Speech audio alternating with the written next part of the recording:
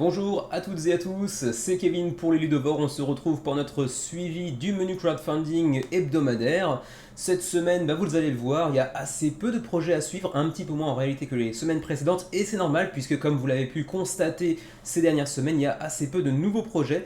C'est un petit peu la période du ventre mou de l'année, on va dire, hein. Le mois d'août, généralement, il y a assez peu de campagnes qui se lancent parce que bon, les vacances, etc. Gen Con qui arrive en même temps également du côté des États-Unis, pardon. Et du coup, il y a assez peu de matière, disons, à traiter. Mais du coup, ça me permet de faire un suivi et également un menu le dimanche un petit peu plus court qu'à l'accoutumée, et c'est pas pour me déplaire, surtout en ce moment. Donc on part directement sur les parties habituelles, enfin même la partie habituelle, parce qu'en fait cette semaine il n'y a pas d'annulation si je me souviens bien, donc en gros juste le suivi des projets, ceux qui entrent dans leur dernière semaine de campagne, et puis un très petit point également sur ceux qui entrent dans la dernière dizaine aussi de campagne, pour essayer de faire en sorte que vous ne les oubliez pas éventuellement avant qu'ils ne se terminent. Quoi qu'il en soit, on est parti pour cette semaine encore.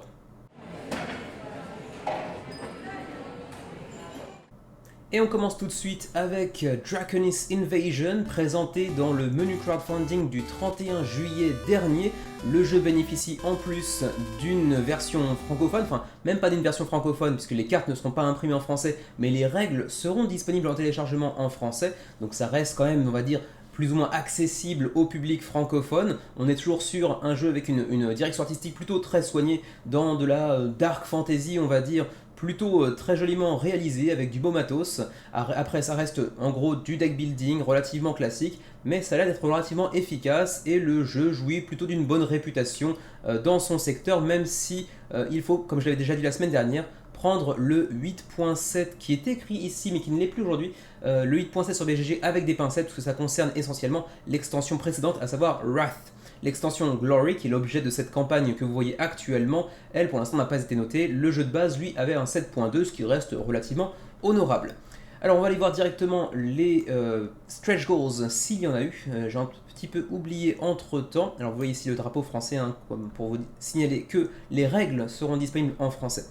Alors donc les extensions, pas les extensions, pardon, les stretch goals, attention parce qu'il reste très peu de temps d'ailleurs, j'aurais dû le préciser un peu plus tôt, il reste très peu de temps avant la fin de la campagne lorsque vous verrez cette vidéo.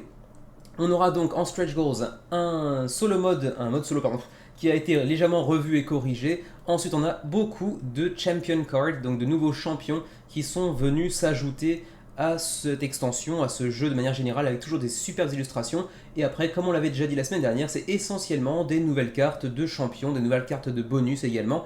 On a également ici une soundtrack, donc une bande originale sonore pour accompagner vos parties, c'est toujours sympa. Une petite amélioration matérielle sur la boîte avec le spot UV, donc ce petit effet de surbrillance et de relief sur la boîte, c'est toujours assez sympa. Pour le reste, c'est quand même essentiellement des nouvelles cartes de champions. Et ma foi, c'est à peu près tout pour Draconis Invasion, avec actuellement 1282 contributeurs et presque 100 000 euros d'engrangés.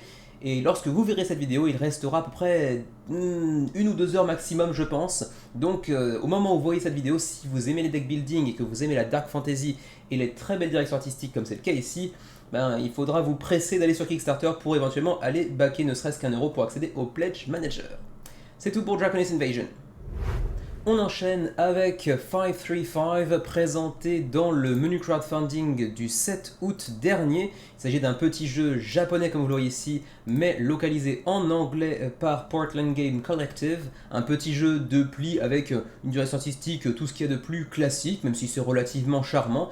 Il a attiré 440 contributeurs à l'heure actuelle, il restera, lorsque vous verrez cette vidéo, à peu près, disons, une dizaine d'heures en gros, et on a accumulé à l'heure actuelle 17 000 euros pour le moment. Et pas de stretch goals si je me souviens bien, puisqu'il s'agit d'un jeu qui a déjà précédemment été publié au Japon, donc il n'y a pas d'ajout de matériel par-dessus. Donc voilà, il faudra vous contenter de cette version de base, disons, pour un prix relativement modique, comme tous les jeux de pli qu'on a l'habitude de voir en règle générale. Voilà pour 535. Présenté le 31 juillet dernier dans le menu crowdfunding, c'était la petite surprise, la petite pépite un peu perdue et isolée. Il s'agit de Davy Jones' Locker The Kraken Wakes, 1450 contributeurs à l'heure actuelle, c'était une très belle surprise pour un premier projet d'un couple. Ici c'est Zachary Jacob, mais j'ai oublié le nom de leur boîte. Bref, ça n'a pas grande importance, mais en gros c'est un couple qui a décidé de faire un jeu ensemble, et le jeu est plutôt joliment réalisé, hein. Visuellement ça vend plutôt bien du rêve, on va dire, enfin pas ça jusque là, c'est peut-être un petit peu exagéré, mais c'est très bien réalisé, ça donne envie, et c'est vrai que par curiosité j'aimerais bien essayer un jour ou l'autre ce petit David Jones Locker, même si je n'irai pas jusqu'à le baquer. Vous avouerez que si on aime la thématique des voyages en mer, des pirates, etc., de toute la mythologie qui entoure ça, ça a l'air relativement charmant. On va aller voir rapidement les stretch goals, hein, pour avoir un peu plus de détails concernant le jeu, son univers, ses mécanismes. Je vous renvoie bien évidemment au menu crowdfunding du 31 juillet dans lequel il a été présenté. Mais on va aller voir tout de suite, d'ailleurs petit rappel, hein, le solo mode est disponible, vous pouvez le tester sur TTS, etc. On va aller voir directement, disais-je, les stretch goals pour voir ce qui a été ajouté depuis l'apparition du jeu sur Kickstarter. On a de nouvelles cartes de trésors qui sont venues s'ajouter, toujours avec cet effet un petit peu parchemin vieilli qui est toujours du plus bel effet. De nouvelles cartes de, comment dirais-je, shipwreck, je l'ai sur le bout de la langue, encore ce fameux syndrome Jean-Claude Van Damme qui m'assaillit en plein début de soirée. C'était une épave, voilà, des épaves, donc de nouvelles cartes d'épave. Je galère. Ensuite, de nouvelles cartes de compétences propres à votre navire potentiellement. Ensuite, on a également un nouveau navire jouable, The Marlin, qui sera aussi synonyme de 5e joueur possible, alors que jusqu'à présent c'était jusqu'à 4 joueurs. Ensuite, et ça c'est un gros ajout à 80 000 $, on a débloqué les Game Trays, donc un insert plastique par Game Trays, qui est vraiment le leader en cette matière, en fait, hein, tout simplement en matière d'insert plastifié en rangement super ergonomique. Game Trays, c'est les boss en gros. Et puis ensuite une petite miniature, une petite impression 3D pour chacun des navires disponibles dans le jeu. Voilà, c'est à peu près tout pour les ajouts pour ce jeu, même s'il y avait aussi des social goals qui ont été débloqués avec de nouvelles cartes dans tous les sens. Et ma foi, c'est à peu près tout pour David Jones Locker. Je vous renvoie bien évidemment vers le menu crowdfunding du 31 juillet, si je ne me trompe pas. Je l'ai déjà dit 2 fois, mais j'ai oublié entre temps. Oui, c'est ça, hein, le 31 juillet dernier, pour en avoir le cœur net. En tout cas, bien belle aventure, bien belle l'histoire, bien joli succès pour ce couple à l'origine de ce jeu. Également présenté le 31 juillet dernier dans le menu crowdfunding, Junk Drawer, ça y est, c'est financé. Ça a été long, ça a été un peu chaotique, mais c'est fait avec 21 823 € et 514 backers à l'heure où je vous parle, et il restera environ 22-23 heures lorsque vous verrez cette vidéo sur YouTube pour éventuellement backer ce petit jeu de polyomino dans lequel vous devrez ranger vos tiroirs et le bordel qui y réside. Voilà, donc le concept de base est un petit peu perché, bon c'est mignon, c'est original, est-ce que ça donne envie? Pas forcément. Mais bon, vous me direz ce que vous en pensez. Si on aime les polyomino, c'est forcément assez intriguant malgré tout. Y avait-il des stretch goals? Eh bien oui, il y en avait. Le jeu a été financé, donc à 18 000. Ensuite, on aura des plateaux individuels double épaisseur, c'est toujours très appréciable. Ensuite, une finition au lin, vous savez, le fameux quadrillage sur les cartes au lin pour améliorer la solidité des cartes, et puis aussi au toucher, c'est plus agréable, bien entendu. Et puis pour l'instant, c'est à peu près tout. Sachant que, vous le voyez ici, hein, le premier cadenas a été ouvert, les deux autres ne le sont pas encore. Donc pour ce qui est du plateau double épaisseur et la finition au lin, ce n'est pas encore débloqué. Est-ce que ça le sera d'ici les 49 dernières heures de la campagne? On peut imaginer que oui, en tout cas pour le premier, c'était à 22 000, on y est presque. Pour le second, on verra bien. Voilà pour Junk Drawer. Toujours présenté dans le menu crowdfunding du 31 juillet dernier, il s'agit cette fois-ci de Primordial Secrets, qui depuis sa première apparition dans le menu crowdfunding a fait pas mal parler en commentaire pour sa direction artistique, disons, particulière, qui n'a pas vraiment séduit les spectateurs de la chaîne en tout cas, même si on peut au moins leur reconnaître une certaine originalité. Mais voilà, pour ce qui est des mécanismes, etc., je vous renvoie bien évidemment encore une fois, ça fait la 3e fois d'affilée, vers le menu crowdfunding du 31 juillet dernier pour en savoir plus. En tout cas, pour l'instant, le jeu est financé, ça passe plutôt pas mal, 510 contributeurs, il reste 50 heures, soit environ 24 heures, disons, avant la fin de la campagne, lorsque vous verrez cette vidéo sur YouTube. Et par contre, c'était un petit peu tard, mais ils ont signalé qu'ils avaient remporté un prix du Best Strategy Game en 2022 pour le Lucy, qui était une sorte de festival du jeu, du prototype de jeu, je crois, aux États-Unis. Et donc ils ont remporté un prix du jeu stratégique. Donc finalement, c'est peut-être un petit peu tard, c'est un petit peu dommage qu'on nous révèle ça finalement un peu sur le tard, comme c'est le cas ici. Mais bon, après tout, pourquoi pas. Ça a été aussi apparemment approuvé par Z, l'un des animateurs vedettes de la chaîne Dice Tower. Ensuite, allons voir rapidement les stretch goals qui se situaient ici. Alors, on a eu donc des nouvelles cartes, enfin une nouvelle carte exclusive. On a également des plateaux de néoprène, donc des tapis de néoprène qui vont remplacer les plateaux potentiellement. Est-ce que ce sera pour tous les niveaux de pledge? Là-dessus, je sais pas, il faudra aller vérifier. Ensuite, on aura aussi un token de premier joueur. Ici, c'est marqué First Visitor, mais j'imagine que c'est premier joueur, entre guillemets. Je sais pas trop bien ce que ça représente, mais une sorte de verre brisé, transparent. Ça, c'est original en tout cas. Et c'est à peu près tout en termes de stretch goals, en tout cas pour l'instant, sachant que les deux premiers sont encerclés de orange, ce qui veut dire que c'est validé. Pour le troisième, ce n'est pas encore le cas, mais ça devrait pouvoir venir. Voilà pour Primordial Secrets, là encore pour avoir plus de contenu sur le jeu, sur ses mécanismes, etc. C'est un deck building, hein, je vous le dis d'entrée. Il faut vous rapporter encore une fois vers le menu crowdfunding du 31 juillet dernier. Voilà pour Primordial Secrets. Présenté dans le menu crowdfunding du 7 août dernier, et on arrive pile poil pour les 1500 contributeurs tout rond, avec 60 000 € d'engrangés à 53 heures de la fin de la campagne, soit environ une trentaine d'heures lorsque vous verrez cette vidéo. Il s'agit de Halls of Hegra qui nous vient de Norvège, avec une histoire très intéressante dans laquelle un groupe de soldats norvégiens volontaires va chercher à protéger un fort de l'invasion nazie en large surnombre, tout ça pour un petit jeu solo entre 70 et 90 minutes la partie. Tout ça est plutôt très charmant. C'est vrai que c'est un des rares petits jeux un peu passé inaperçu, enfin inaperçu pas tant que ça, 1500 contributeurs malgré tout, qui quand même m'a pas mal attiré.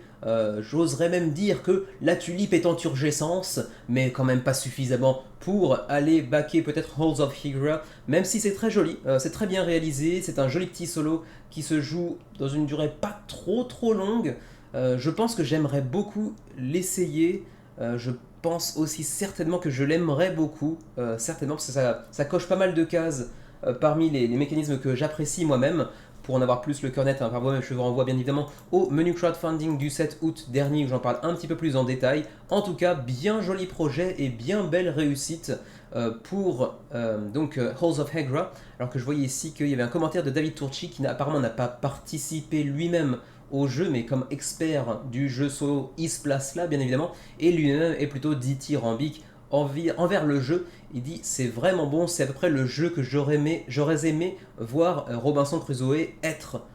Et ça en dit beaucoup parce que quand même Robinson Crusoe en matière de jeu jouable en solo mais en coopératif également, c'est un petit peu une référence en la matière, et donc avoir un commentaire qui nous dit finalement que c'est encore mieux, ça donne envie. Et rien que sur ce seul commentaire de David Turchi, qui est un auteur que j'apprécie particulièrement, c'est vrai que j'ai encore plus envie d'aller soutenir le projet tout à coup. Je suis tellement faible. Quoi qu'il en soit, c'est pas encore garanti, hein. Je vais essayer de faire preuve d'un petit peu de self-control, mais bon, on verra bien.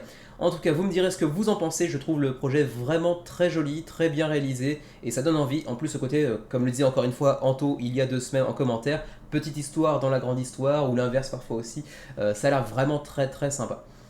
Au-delà de ça, y avait-il des stretch goals pour Halls of Hegra? Oui. La finition all-in avec ce fameux quadrillage à nouveau pour les cartes, toujours agréable. De nouvelles cartes d'événements qui viennent incorporer le jeu également.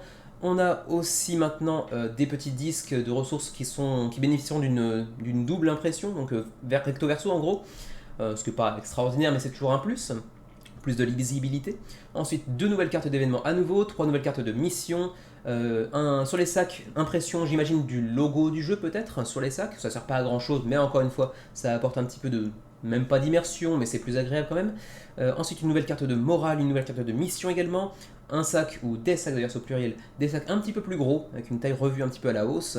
De nouvelles illustrations pour les cartes d'événements, pas mal, un peu plus de variété.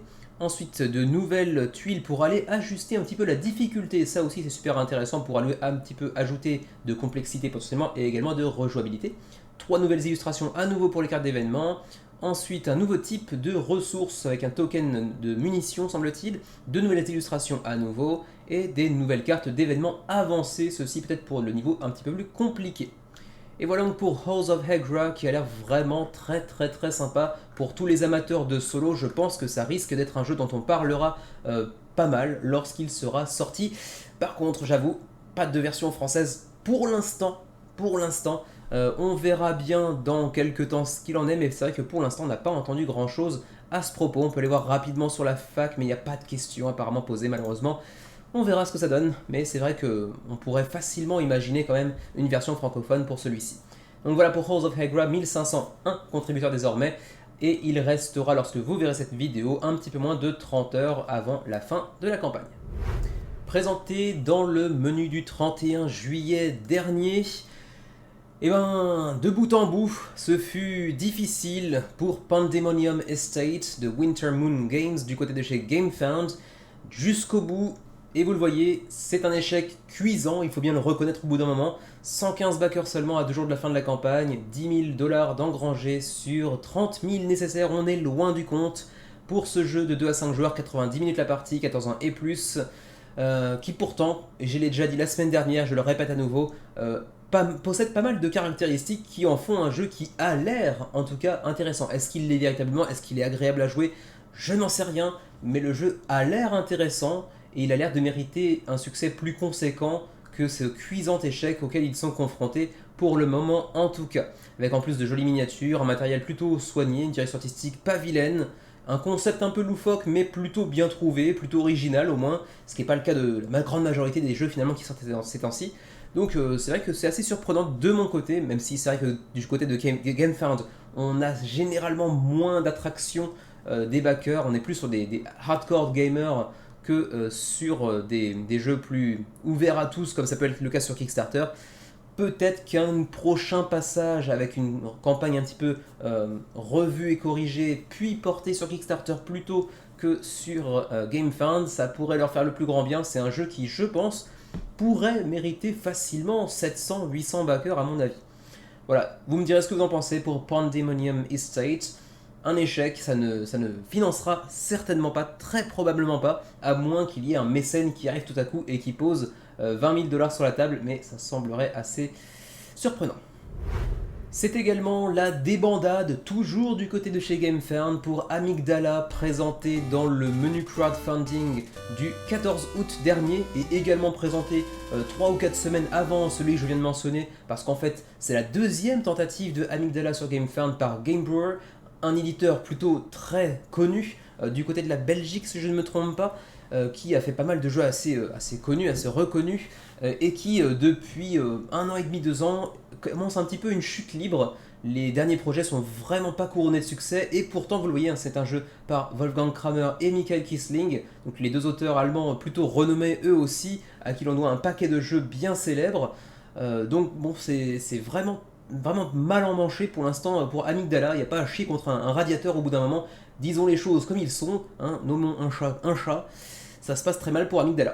Donc voilà, je vous renvoie bien évidemment vers le menu crowdfunding, enfin vers les deux menus crowdfunding en réalité, dans lesquels je parlais de ce jeu en le présentant plus en détail en termes de contenu et de mécanismes, etc. Mais c'est une vraie grosse déception du côté de chez Game Brewer. Est-ce qu'ils feront une troisième tentative pour Amygdala? Ou d'ailleurs, le laisseront-ils tout simplement aller au bout de sa campagne? Parce qu'après tout, vous le voyez, hein, 230 backers, on n'est pas si loin de l'objectif final. On sait également que sur Kickstarter, comme sur GameFound, les 2 derniers jours sont les jours qui apportent le plus de backers avant la fin de la campagne, puisque ce sont vraiment les dernières heures, c'est vraiment le moment opportun pour aller se jeter dans le train au dernier moment. Ça semble jouable, il reste un peu moins de 7 000 € à engranger, c'est faisable, mais s'ils obtiennent ce financement, ce sera sur le fil et ce sera vraiment pas glorieux. Voilà pour Amygdala, vous me direz ce que vous en pensez. En tout cas, Game Brewer va falloir réfléchir un petit peu à une approche différente pour leur prochaine campagne, j'imagine. Présenté dans le menu crowdfunding du 7 août dernier, Dungeons of Doria, un petit jeu coopératif, un peu à la façon d'un roguelite, d'un dungeon crawler, de l'exploration de donjons, plein d'ennemis, vous butez tout ce qui tourne autour de vous, vous chopez des nouveaux items et des artefacts, vous améliorez votre personnage, et on répète l'opération jusqu'à la fin de la partie, pour des parties qui justement dureront environ 45 minutes par joueur. C'est jouable en solo, ce qui en fait un jeu pas trop long, par contre c'est aussi jouable jusqu'à 6, multiplication 6 par 45, ça vous donne un temps de jeu assez conséquent. Bon, c'est bien sympa de pouvoir jouer jusqu'à 6, mais encore faut-il en avoir envie, parce que 45 minutes par joueur, ça fait quand même très très long. Il faut que le jeu soit vraiment très immersif et très bien mécaniquement parlant aussi. En tout cas, pour l'instant, c'est financé. Vous le voyez, 28 000 € d'engrangés sur 25 000 nécessaires avec 563 contributeurs. Et là, on entre dans un jeu qui a un petit peu de temps encore avant la fin de sa campagne. Il reste 6 jours. C'est, ceci dit, la dernière fois que vous le verrez dans le menu crowdfunding. Bien évidemment, parce que c'est une fois par semaine. Donc la prochaine fois, il restera du coup moins un jour. Donc la campagne sera finie. Vous l'aurez compris. Voilà, Dungeons of Doria est financé, ce qui veut dire qu'on va aller faire un petit détour du côté des stretch goals que voici. Au moins ils sont présentés d'entrée de jeu, ça évite d'avoir à chercher très longtemps. Alors le jeu est financé, ensuite on a aussi une petite augmentation qualitative des cartes avec une épaisseur plus conséquente. Et puis ensuite on aura aussi une campagne intitulée Invasion of the Greenskins qui sera incluse dans le livret de base. Donc ça c'est plutôt sympa d'avoir un petit peu plus de contenu. Y aura-t-il encore plus de matos par la suite? On aura potentiellement ici, vous le voyez, des cartes de donjon un petit peu upgradées elles aussi avec une épaisseur plus conséquente. Par la suite, il y aura peut-être encore un ou deux autres stretch goals débloqués, mais je doute qu'on aille chercher par exemple 45, 50 000 à mon avis. Mais bon, sait-on jamais. Voilà pour Dungeons of Doria, on est sur quelque chose de très classique, encore une fois, hein. Je le répète, c'est quand même en termes de direction artistique, en termes de mécanisme mis en jeu, en termes de composants, il n'y a rien de très particulier. J'avoue que c'est tellement random, si vous m'excusez un petit peu l'anglicisme, que je comprends finalement assez mal ce qui a encouragé les 560 contributeurs derrière. En même temps, c'est pas un résultat extraordinaire non plus, mais c'est vrai qu'il y a tellement de dungeon crawler plus intrigants, plus intéressants, plus jolis, donc plus tout actuellement sur Kickstarter depuis ces dernières années, que je comprends assez mal pourquoi on se rue entre guillemets, c'est un bien grand mot, sur Dungeons of Doria, même si j'ai rien non plus contre le jeu bien évidemment. En France, on est 14 contributeurs sur le projet quand même, 9 en Suisse également, 24 au Canada. Ok. Voilà pour Dungeons of Doria, il restera donc 5 jours avant la fin de la campagne pour éventuellement vous pencher sur le sujet. Il faut vraiment que je parle plus lentement moi. On enchaîne avec The Little Flower Shop Duel, version 1 contre 1 d'un jeu précédemment sorti par Dr. Finn's Games, un petit éditeur qui pond beaucoup de projets sur Kickstarter, des tout petits projets en règle générale. Ce projet a été présenté il y a 3 jours à peine dans le dernier menu crowdfunding du 21 août dernier. Et bon, il continue à bourgeonner tranquillement, hein, comme sa thématique vous le laisse supposer, avec 301 contributeurs pour ce petit print and play. À 5$, vous risquez pas grand chose hein, si vous aimez les print and play et les jeux de confrontation en 1 contre 1 ou potentiellement en solo, c'est jouable en solo également. Ça peut éventuellement vous intéresser, il reste moins d'une semaine ceci dit pour vous faire une idée et pour éventuellement choisir si vous baquez ou non. Si vous aimez éventuellement la thématique des fleurs, les jeux en confrontation 1 contre 1, après, visuellement parlant, c'est vrai que même pour un print and play, ça en jette pas des masses. Visuellement, c'est pas spécialement très joli. Voilà, vous me direz ce que vous en pensez pour ce petit jeu. Il reste 6 jours, 300 backers, c'est honorable sans plus. Présenté dans le menu crowdfunding du 14 août dernier, Wizards and Relics Awakening, nouvelle extension / standalone de Wizards and Relics, précédemment sorti il y a 1 an et demi, 2 ans. Eh bien ça n'a pas attiré les foules pour un petit projet qui pourtant, je trouve, me procure une sorte de un sentiment paternel un petit peu, hein, j'ai envie de les aider, parce que je trouve ça charmant, je sais pas, c'est un petit jeu qui n'a pas vraiment de prétention particulière, mais qui a l'air d'être relativement charmant. On sent un petit côté amateur, mais dans le bon sens du terme. J'aurais aimé qu'il puisse atteindre un résultat un petit peu plus conséquent, mais visiblement le jeu d'origine n'a visiblement pas convaincu suffisamment les backers, puisque vous le voyez, 182 backers uniquement sur cette extension standalone. On peut jouer sans le jeu de base bien évidemment, mais c'est vrai que si on regarde le jeu d'origine avec 720 contributeurs, on se dit que peut-être le jeu n'a pas tellement convaincu les backers de la première heure, puisqu'ils ne sont pas tellement revenus pour ce second épisode. Je bafouille aujourd'hui, je bafouille. Donc, a priori, c'est peut-être pas très bon signe. C'est joli, c'est un petit peu amateur, mais dans le bon sens du terme, mais visiblement, c'est peut-être pas très bon après tout. On verra bien. Il reste 5 jours avant la fin de la campagne, c'est donc la dernière apparition du jeu sur le suivi du menu crowdfunding. Donc je vous renvoie bien évidemment vers le menu du 14 août dernier pour en apprendre un petit peu plus sur ce jeu essentiellement basé sur de la gestion de main. pour 20 à 40 minutes de la partie, 2 à 4 joueurs. Présenté dans le menu du 7 août dernier, Guns or Treasure, 450 contributeurs, 19 000 euros engrangés sur 10 000 nécessaires, 9 jours avant la fin de la campagne, ce qui veut dire que c'est le premier jeu de la journée qui apparaîtra une dernière fois dans le suivi du menu la semaine prochaine, puisqu'il restera la semaine prochaine 2 jours par définition avant la fin de la campagne. Guns or Treasure, c'est le nouveau projet de Castillo Games que vous connaissez peut-être ou peut-être pas. Ils avaient fait un premier projet passé relativement inaperçu sur Kickstarter avec 438 contributeurs, ce qui n'est pas extraordinaire, mais qui commence à faire son trou depuis quelques mois, notamment grâce à une critique dithyrambique de Dice Tower. Suite à ça, il a trouvé pas mal de localisations dans plusieurs langues à travers le monde. Je pense qu'une version française est actuellement dans les tuyaux. Rien d'officiel, mais ça pourrait se faire dans les semaines, les mois à venir.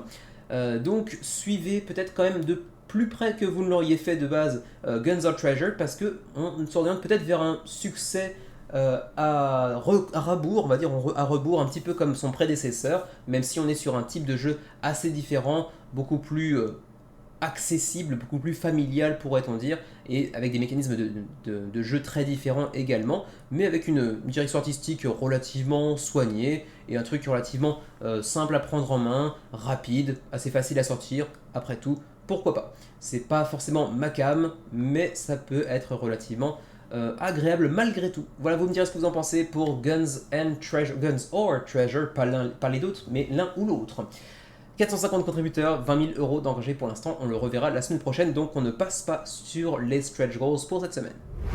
J'avais présenté très brièvement Tiny Robot Love Doctors dans le menu crowdfunding du 7 août dernier, un petit jeu coopératif de puzzle qui pour l'instant, vous le voyez, fait pas non plus rêver, hein. Ça casse pas 3 pattes à un robot pour le coup, hein. On va changer un petit peu l'expression.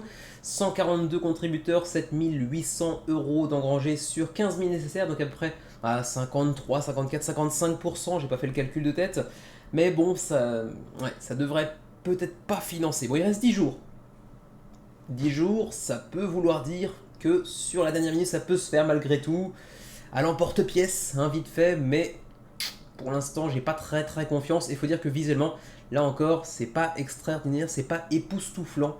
Bon, on est sur vraiment du puzzle spatial, un petit peu façon jeu mobile comme on en voit beaucoup depuis ces dernières années, avec une direction artistique qui n'est pas formidable non plus, une thématique assez étrange. Bon, je comprends que ça n'ait pas attiré tant de monde que ça.